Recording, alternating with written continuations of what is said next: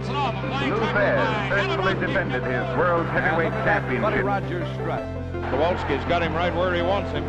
Dory Funk Jr. wanting that world heavyweight championship. 10 pounds of pure gold. Simon Felder's Dusty Rhodes has just become the world heavyweight wrestling champion. Presenting the greatest organization in wrestling history. We always deliver on our promises at the National Wrestling Alliance. Yeah, but pretty hard, and look at what are you gonna work now? Oh! Hey everybody, it's Durger time. Thank you for joining me once again for another episode of NWA The Dynasty. We have another episode of Worldwide before our next pay-per-view, Enter the Codyverse. And, you know, I've been thinking about how can we leverage our show? How can we get our popularity, get our wrestlers' popularity as big as it can be, as quickly as it can be? Right now, we are looking at 33 in Southeast. It's not bad. It's certainly not bad. Tracking progress here. We are moving slowly but surely, and we actually have not had much movement this month, but I would expect we're going to have it in 2 months. We'll move up to small. But could we get that done faster? I don't know. There's sometimes some limitations to our ability to move up quickly. But we also have a possibility of increasing our roster's popularity as well. And I've been thinking about, we can't necessarily have another TV show. If we were to try to make another TV show, it would not work. You know, we have like NWA USA, which is a dormant TV show, Power, and stuff like that. But we can't broadcast it. The game will tell us basically that nobody will be willing to run your show because they don't think that you have enough capacity to have two concurrent TV shows at the same time. Doesn't matter if it's a B show or whatever. Now, we can run events, though. So, like, we could do something where we add an event and make it a lesser event, you know, with cheap, and then just do like an hour weekly event, you know, like a Sunday or a Thursday or something like that. And the goal for that would be we could put it on, run it as a pay-per-view. Wouldn't get very much money from it at all.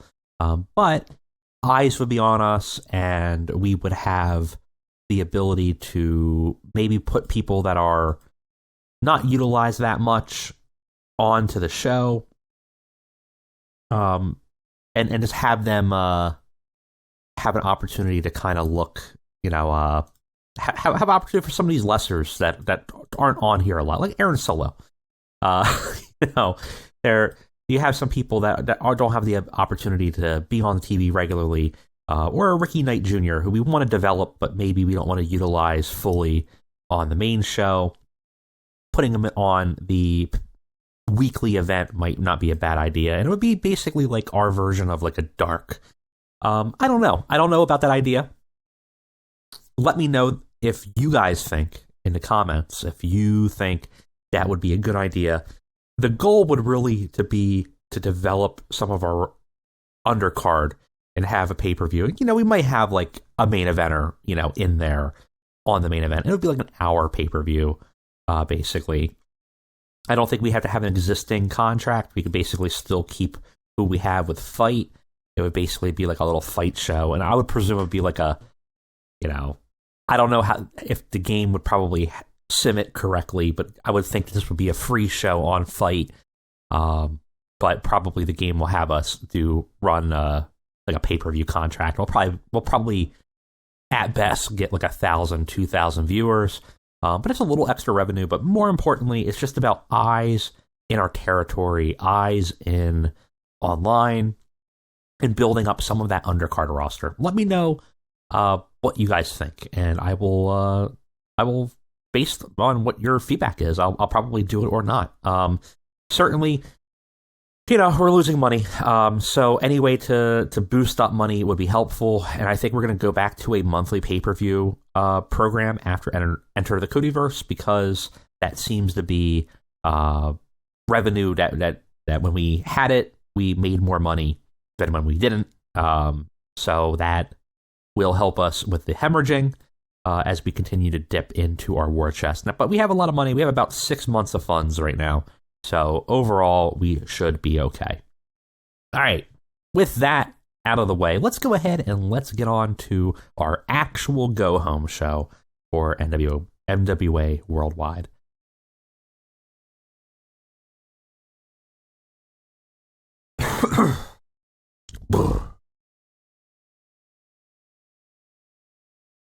All right, looks like we got some mail to go through. No, that's not the right one. There we go. So our deal is expiring with Fight, which we expect. That makes sense. We have to re-up it at some point.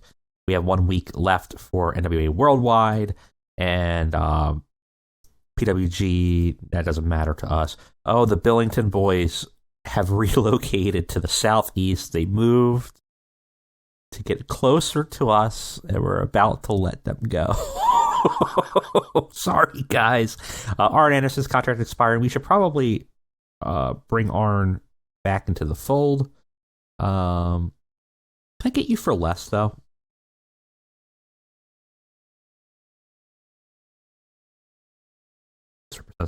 No. You're already at 400 a show. Can I get you on a writ for a year for a little bit less? Try to cut some of that money. We're gonna have to deal with these expiring deals here. We should look at quickly what we can negotiate at this point. Mav is open to negotiate for Worldwide.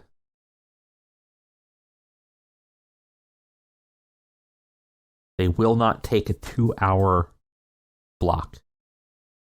And they still have not changed their mind on that. So that keeps us on IWTV. Rejected your request for extension, made it longer than they're willing to allow. Uh-oh. We might have to shrink that show. I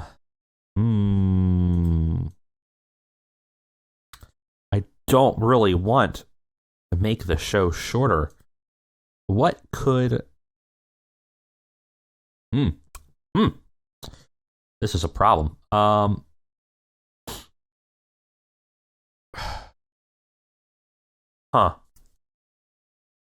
What if we made this a 1.5 hour show? Or are we currently stuck at having to do a 1 hour show? 1 hour show is going to be much tougher for us to get everybody in that we need to, in which case we might end up having to do that weekly pay-per-view idea anyways, just to get some people some time, or else they're going to be pretty upset. Mav, are you willing to hear a deal for a 1.5 hour show? No. IWTV, are you interested in hearing a 1.5 hour show? You are. I think we could work with a 1.5 hour show. I'm not thrilled by it, but it's doable for now. We can always extend it later on. Right now, I only want a 3-month deal. Because I really would rather jump to somewhere else. I would rather jump to Mav. I think would give us more money. Right now, our time slot is only an on-demand. Would not pay anything.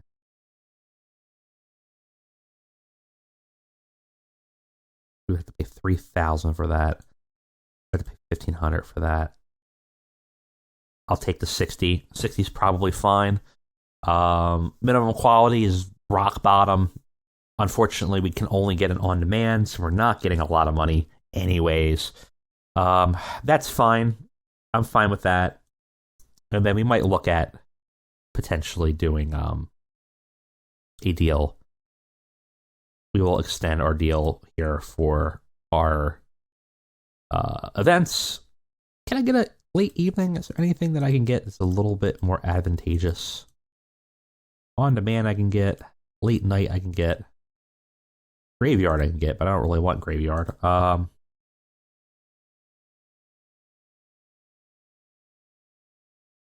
Late night I have to pay $7,500 per show on that deal. That's not great. Is that what we had it at? That's no wonder we weren't making any money.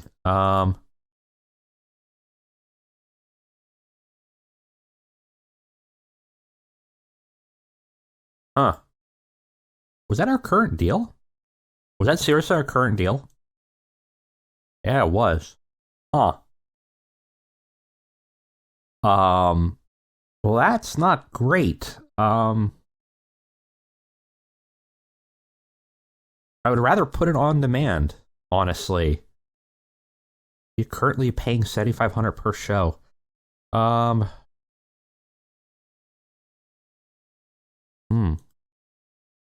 We gotta look at that. What? Because we were making. Oh, we still made 8,000 on top of that. So the question is,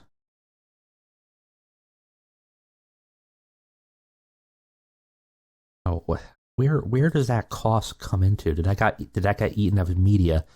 So we only made like 500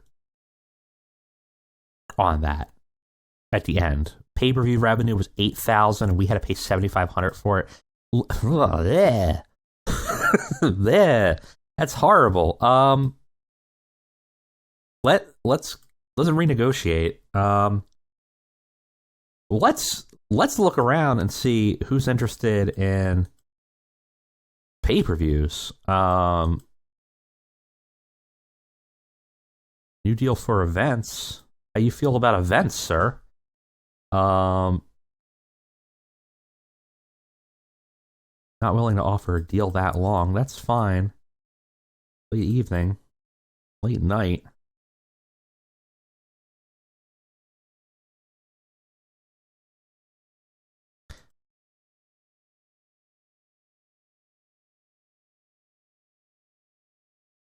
What can we get from them?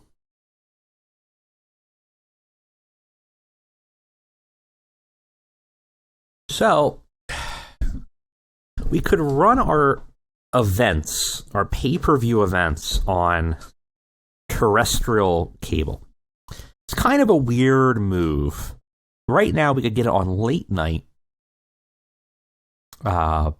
with a 3-month contract. That's fine.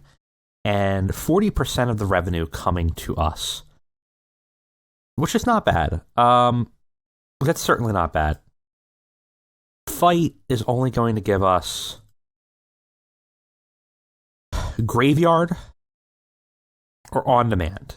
Now, they are a pay-per-view provider, so they are going to give us direct money, versus MAV is a commercial cable network. We're only going to get ad revenue. I don't know which one's better. We are within our final month, so right now, I'm not super concerned about it. But again, in the comments, I'm going to need your advice. Do we risk it and go to MAV for our events? We'll run on TV. It'll be a special event. It'll have more eyes, but less revenue. But we do not know how much revenue we will actually get on Fight if we go to on-demand or graveyard. So it's sort of an unknown quantity with a guaranteed less viewers on Fight versus definitely more viewers on MAV, but an unknown quantity of money. The other option is do we break even and continue to run on the Fight pay-per-view Do we take less of a cut? Is an option as well. We were taking 35. We could take, well, nothing. They won't. They say no matter what. No matter what. Max will give us 35%. They want to charge us $7,500 for the privilege of being on late night. And also, so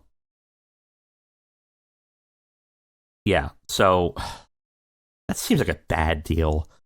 The other option would be to go to on demand. They won't charge us anything. We still, at max, will get 35, but we will have no cost. But we have no idea how many viewers. I don't know. Let me know. We don't have to decide that right now. But do we continue with Fight and go to on demand and roll the dice there and hope we get a little bit more money? Or do we go to Mav and have a completely wild card situation where we don't know if we're going to get more viewers and less money, or more money and less viewers, or we don't know what the situation is there. But we know we won't be charged $7,500. Or do we stay at the $7,500 and only take a $500 profit on our pay-per-views, but be guaranteed to get what we're getting now in viewers, which we don't know if that's better or worse than what Mav is going to give us. So it's a lot to think about. It's a lot of risk. Either way, it would be a 3-month contract. It wouldn't be the end of the world. But want your guys' advice, let me know. Anyways, let's go ahead and let's get on to the show.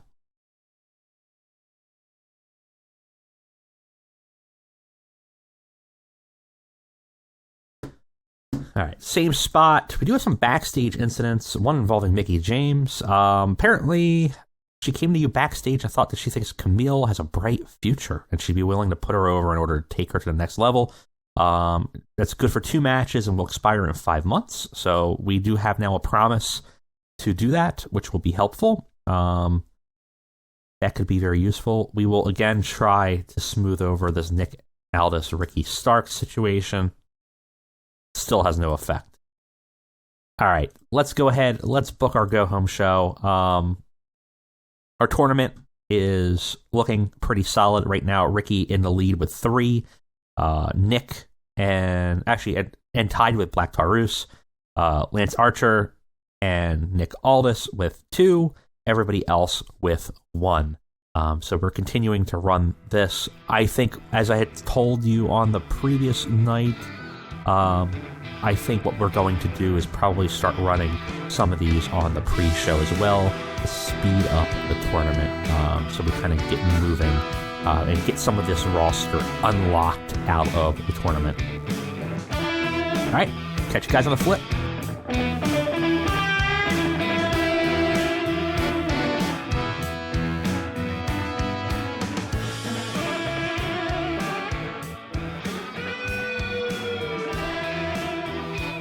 All right, guys, we are back.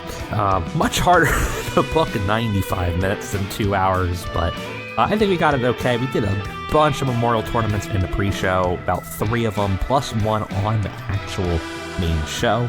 And I think this is a good path to get us quickly through the remainder of the tournament and really move some of these guys out to the show so we can start to do some storylines. So with that said, let's go ahead and let's take a look at what we have for our go-home show of Worldwide. We start off in our pre-show with the first of 4 tournament matches on the show, 3 of which being in the pre-show here. We had Dave Boy Smith Jr. versus Nick Aldis, and Dave Boy Smith gets a win here, a much-needed win, because I think he was at only 1 win so far in the tournament, against Nick Aldis.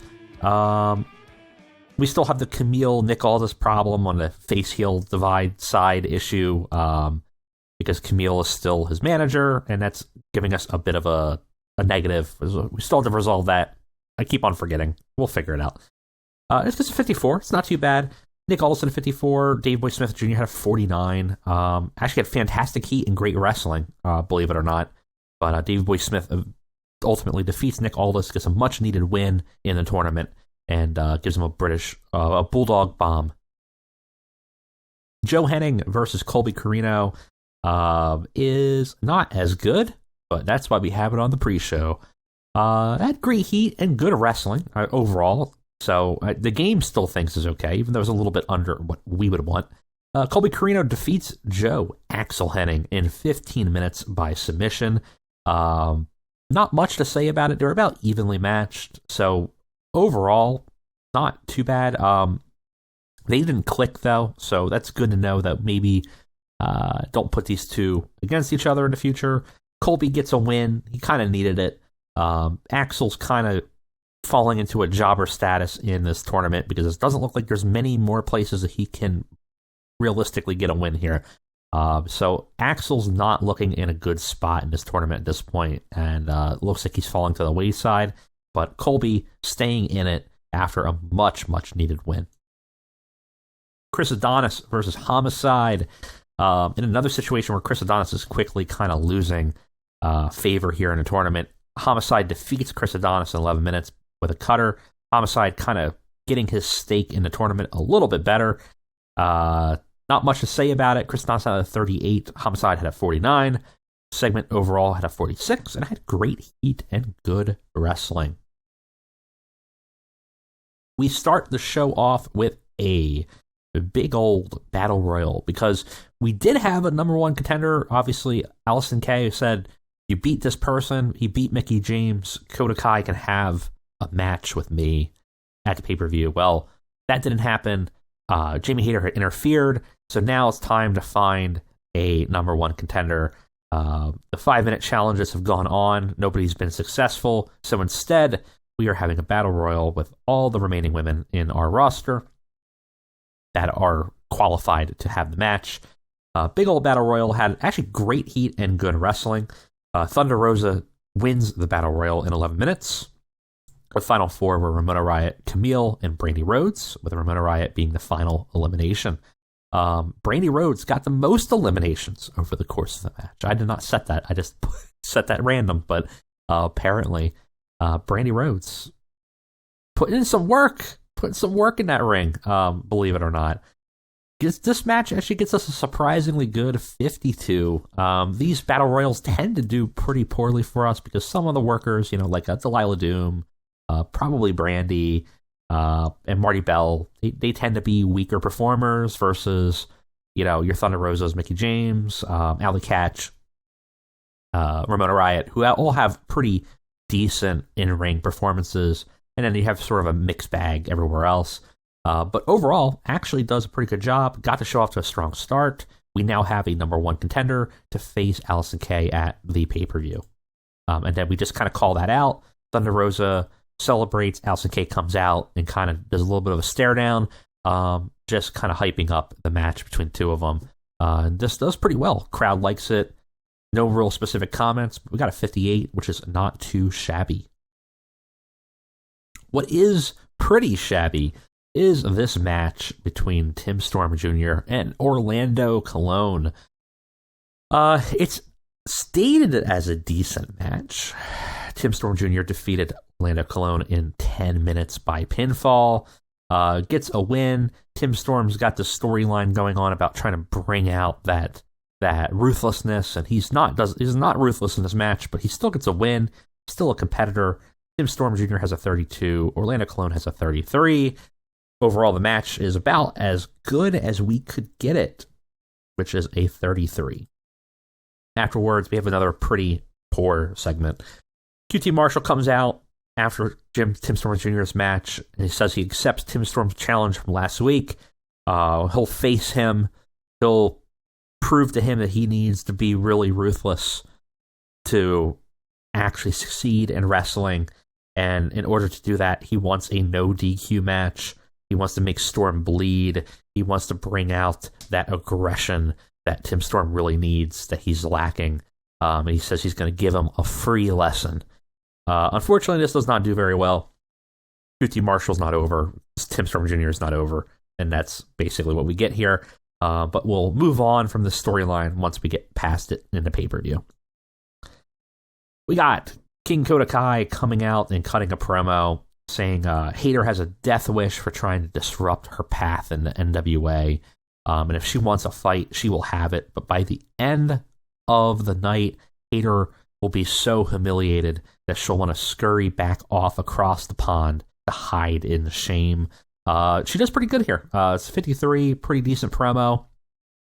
Afterwards, Jamie Hayter comes out, gives her a bit of a stare down, building up that pay-per-view. Hayter had come to NWA not specifically to defend anybody, even though she started off kind of being an ally with people. He came here to put Coda in her place, and that is what she wants to do.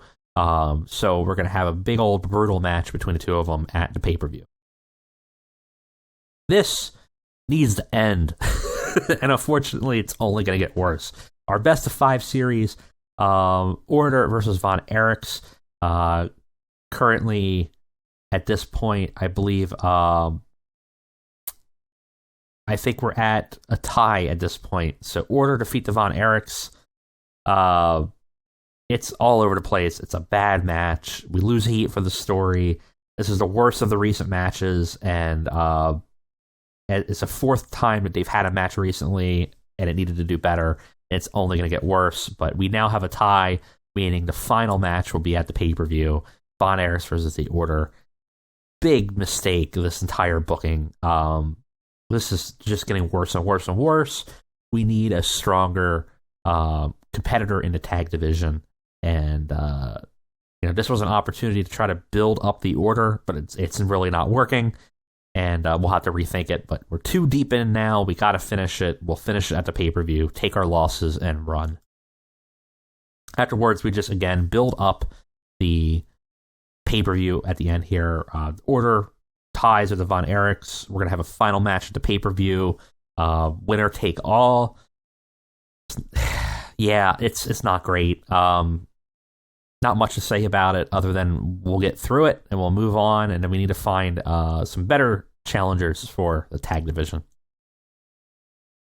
And in our another Strongbow Memorial Television Tournament match, we got Jacob Fatu versus Lance Archer in a match that really underperforms in segment rating unbelievably, and I'm not really sure why. Lance Archer had a 63. Jacob Fatu had a 72. What we really got penalized on, I'm not really sure. Lack of storyline, I guess, but we only had a 49 here. They crushed it. Really should have been like a 60. It's an exceptional match. Jacob Fatu defeats Lance Archer in 14 minutes by submission. I don't know. I don't know why we got such a low score here. But we know we got great performances out of both men. This was a big match for the tournament, so we wanted to have it on here. But not really sure why we only got such a middling score for the segment. In our main event, which does better, we have a trios match between whole bunch of people. Homicide doing double duty on this pay-per-view, which I didn't realize. Actually, I kind of forgot that I did that. I shouldn't have put Homicide on earlier, but oh well, he did fine. Ace Austin, Cody Rhodes, Dustin Rhodes versus Pillman Jr. And Outlaw Inc. And Cody Rhodes, the team of Ace Austin, Cody Rhodes, and Dustin Rhodes defeat the team of Outlaw Inc. and Brian Pillman Jr. in 18 minutes. Ace Austin pins Pillman Jr. There's a lot of miscommunication going on between, team of Ace Austin and Cody Rhodes. A lot of animosity with Eddie Kingston. Pillman was off his game. We advanced the storylines. Ends up getting a 62, which is not too bad. And afterwards, we have a big old brawl between all three men who are going to be challenging each other in a triple threat match at the pay-per-view. So we got a post-match brawl that has to be broken up and building up to that pay-per-view. Overall, the show's a mixed bag. 58's not bad overall. We still advance our popularity in 18 regions, but certainly some weird anomalies in here. Some to be expected, but other ones like Jacob Fatu and Lance Archer, have no idea what happened there. That should have been like a 70. No, I'm so confused about what happened there. It might have been just some of the other matches ruined the heat of it.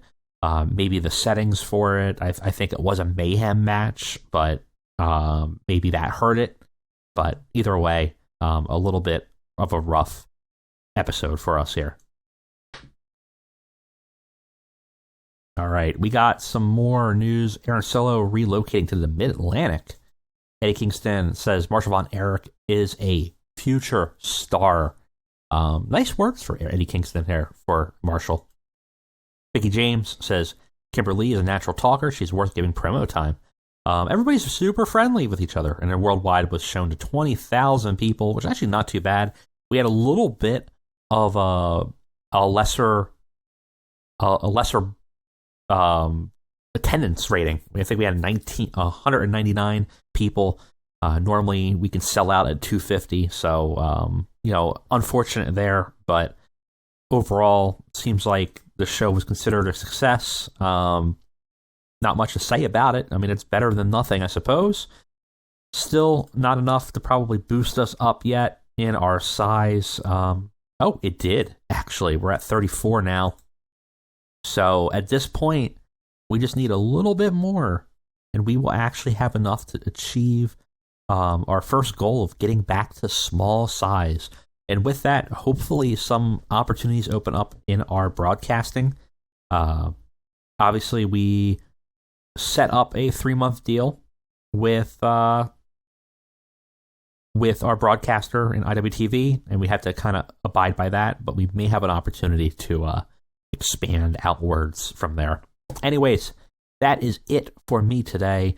Again, let me know what you think about maybe running a weekly event, if that would be smart to kind of build up our momentum, and let us know what you think about the possibility of where to move our pay-per-views. Do we stay where we're at? Do we not make any money, but is that a better opportunity? Do we move elsewhere? Let me know. Anyways, thanks for watching, guys. I'll see you next time.